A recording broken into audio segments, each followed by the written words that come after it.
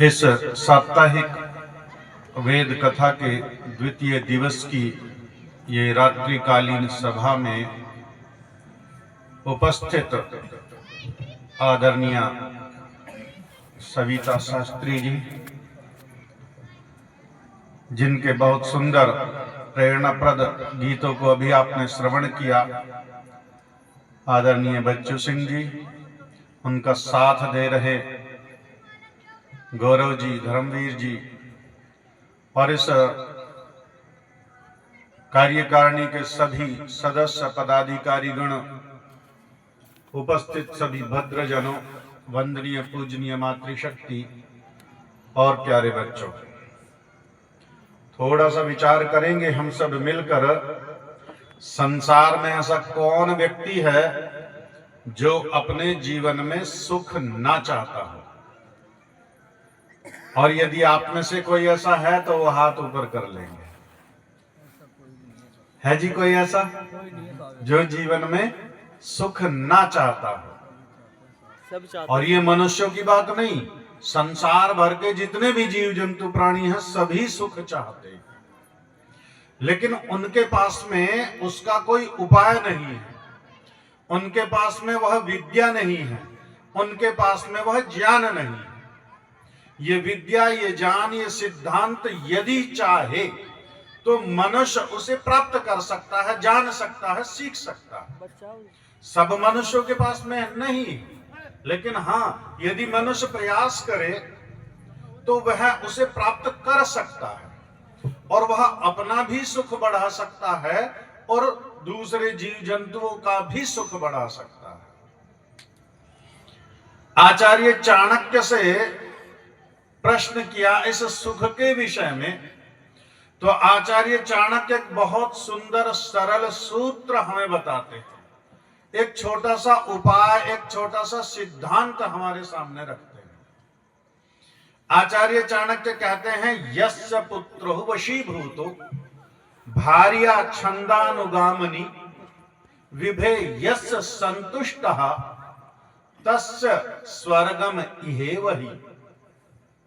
जिसकी संतान उसके वश में हो, जिसकी संतान अपने माता पिता का कहना मानने वाली हो, जो उनकी सेवा शुश्रूषा करने वाली हो, और जिसकी पत्नी छंदानुगामिनी अर्थात वेद का आचरण करने वाली हो, वेद की आज्ञा के अनुसार पति का अनुकरण अनुसरण करने वाली हो, पति की सेवा करने वाली हो, और जो अपने पुरुषार्थ और परिश्रम से कमाई हुई धन और संपत्ति से संतुष्ट हो, उसके लिए यही स्वर्ग है। इससे बढ़िया, इससे उत्तम और कोई स्वर्ग उसके लिए हो ही नहीं सकता।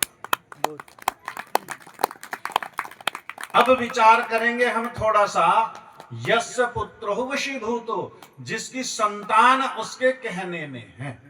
आज के परिवेश में देखेंगे, सोशल मीडिया का समय है, सबके हाथ में मोबाइल है, सभी के हाथ में है, खूब इस पर समाचार भी आते रहते हैं, और हम पूरे विश्व में कहां क्या घटना घट रही है उस सब से हम परिचित होते रहते हैं। साथ साथ ऐसी अनेकानेक घटनाएं प्रतिदिन की आती हैं। दो पुत्रियां हैं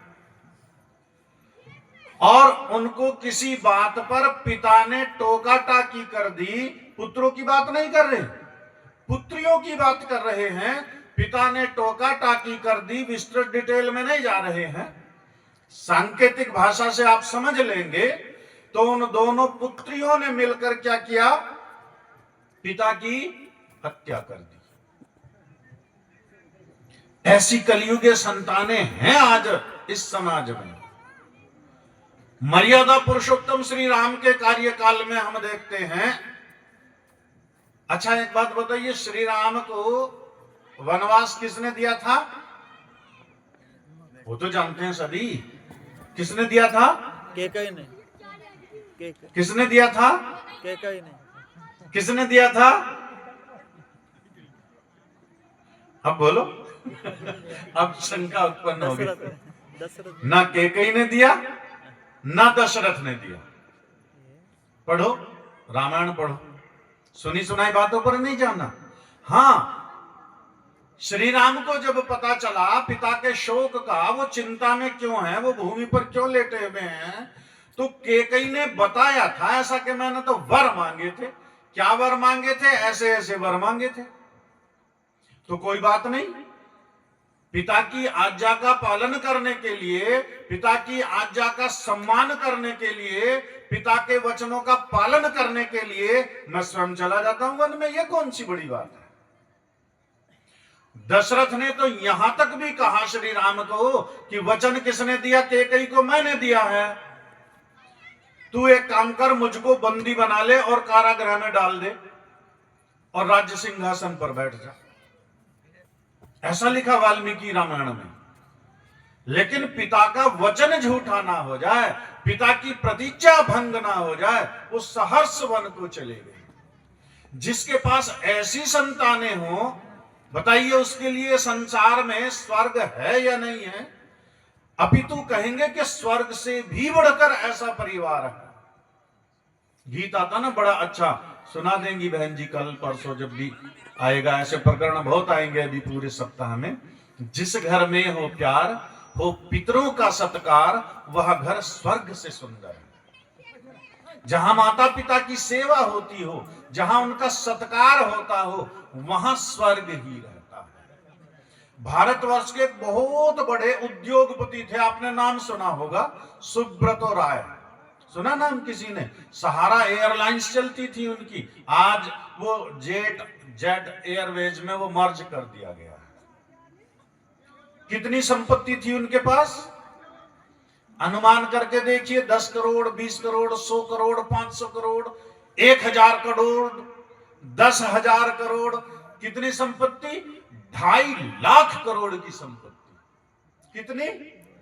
2.5 लाख करोड़ की संपत्ति। और जब मरे, कोई परिवार का सदस्य नहीं था उनके पास। उनकी सेवा करने के लिए, शुश्रूषा करने के लिए सेवक रखे हुए हैं, नौकर रखे हुए हैं। और मृत्यु हो गई, दोनों पुत्र विदेश में हैं, अंतिम संस्कार के लिए नहीं आ पाया। 16 वर्ष के पोते ने, वो भी विदेश से ही आया, उसको भेजा, जाओ तुम चले जाओ, खाना पूर्ति तो करनी है, परिवार का कोई सदस्य तो हो। 16 वर्ष के पोते ने उनका अंतिम संस्कार किया, पुत्र नहीं आया। अब इतनी संपत्ति का अधिकारी बनकर आप देखिए, विचार करके, क्या वो स्वर्ग में है? क्या वो सुखमय स्थिति हो सकती है? नहीं होगी। आगे कहते हैं, पत्नी छंदानुगामिनी, जिसकी पत्नी वेद की आज्ञा के अनुसार अपने पति की सेवा शुश्रूषा करने वाली हो, उसकी श्रेष्ठ आज्ञाओं का पालन करने वाली हो। विवाह संस्कार जब होता है, और जब इस वैदिक विधि से होता है, जब वैदिक आचार्य विद्वान उस संस्कार को कराते हैं, तो इस विवाह संस्कार के अंतिम में एक प्रतिज्ञा आती है, पति पत्नी दोनों के लिए। और वहां पर गृह सूत्र का एक श्लोक आता है। वो वहां पर कहते हैं, दोनों एक ही प्रतिज्ञा करते हैं, पत्नी भी वही प्रतिज्ञा करती है, पति भी वही प्रतिज्ञा करता है। कहते हैं, मम व्रते ते हृदयम दधामि, मैं अपने संकल्पों को तेरे हृदय के अनुकूल धारण करता हूं व करती हूं। मैं कभी जानबूझकर आपके किसी श्रेष्ठ विचार को ठेस नहीं पहुंचाऊंगी अथवा पहुंचाऊंगा। दोनों का एक ही भाव है, मम चित्तम अनुचित्तम ते अस्तु। मेरा चित्त तेरे चित्त के अनुकूल हो, तेरा चित्त मेरे चित्त के अनुकूल हो। मम वाचेक मना, मेरी वाणी मेरा मन एक जैसा हो। कैसा? जैसा पति का वैसा पत्नी का, जैसा पत्नी का वैसा पति का। जहां ऐसे सिद्धांत होंगे, बोलो वहां पर स्वर्ग है या नहीं है? किसी प्रकार का कोई कलह नहीं, लड़ाई नहीं, झगड़ा नहीं, मतभेद नहीं, वास्तव में वही स्वर्ग है।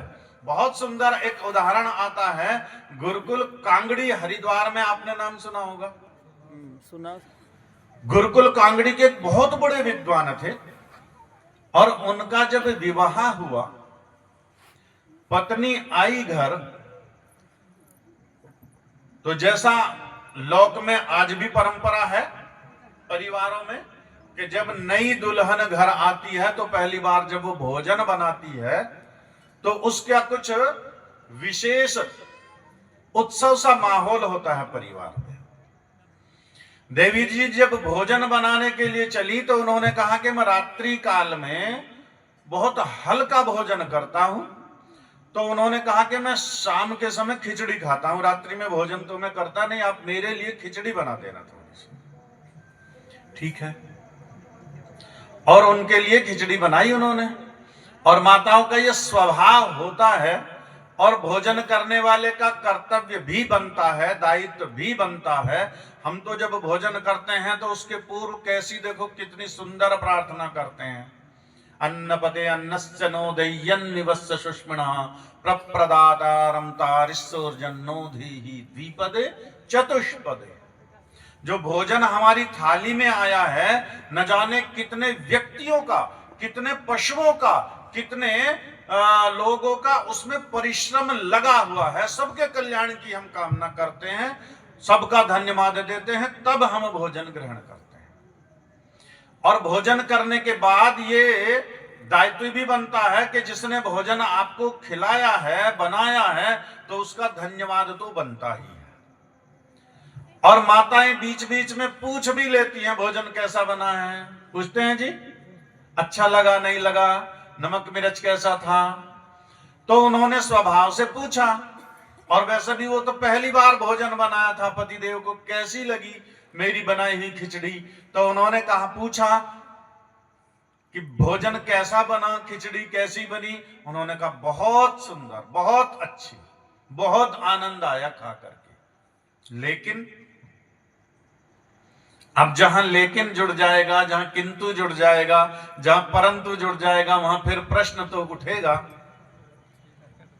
तो उन्होंने कहा लेकिन इसमें नमक था, और मैं खिचड़ी बिना नमक की खाता हूं। इस बात को बड़े ध्यानपूर्वक सुनना, बड़ा गहरा सिद्धांत है इसके अंदर छिपा हुआ। मैं खिचड़ी बिना नमक की खाता हूं, कोई बात नहीं। अगले दिन देवी जी अपने घर चली गई, घर चली गई, और 1 महीने 2 महीने बाद वो वहां से लौट करके आई। और लौट करके आई तो शाम के समय फिर वही खिचड़ी बननी थी, अब तो बताने की आवश्यकता ही नहीं थी। अब की बार उन्होंने खिचड़ी बनाई, और उन्होंने फिर खिचड़ी खाई, और खिचड़ी खा करके फिर पूछा कि कैसी बनी, कि बहुत सुंदर, बहुत अच्छी लगी, बहुत स्वादिष्ट है, लेकिन इसमें नमक तो था ही नहीं। अब की बार क्या हुआ कि देवी जी को पता चल गया था पतिदेव खिचड़ी बिना नमक की खाते हैं, तो उन्होंने बिना नमक की खिचड़ी बना दी। तो उन्होंने फिर टोक दिया कि लेकिन